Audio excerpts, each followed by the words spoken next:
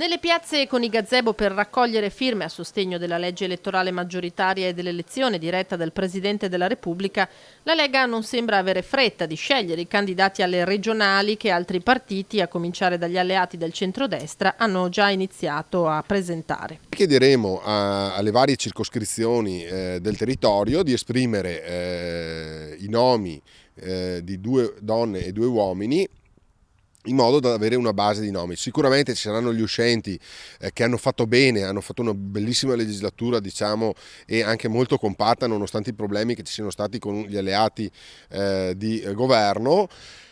E quindi ci saranno gli uscenti che corrono, ma cercheremo quanto più possibile di dare una rappresentanza al nostro territorio, perché noi siamo un partito che viene dalla base e quindi abbiamo anche la volontà che la base si senta rappresentata. Priorità agli uscenti, quindi. Quanto all'alleanza con Fratelli d'Italia e Forza Italia, rimane ferma la condizione di condividere obiettivi come l'autonomia. L'autonomia non è una cosa che noi facciamo perché è Lega o perché è di un altro partito politico, lo facciamo perché c'è un mandato preciso da parte dei cittadini veneti. Quindi in quella direzione bisogna andare. Chi vuole venire con noi in quella direzione è ben accetto. L'autonomia deve essere un principio al quale un nostro alleato ci deve credere. Sull'altro fronte, quello del centro-sinistra, Boff commenta così la difficoltà a fare sintesi intorno al candidato presidente. Sicuramente può essere anche un po' difficile trovare qualcuno che decide di sfidare Luca Zaia, ma è giusto che comunque in un sistema democratico ci sia chi si pone,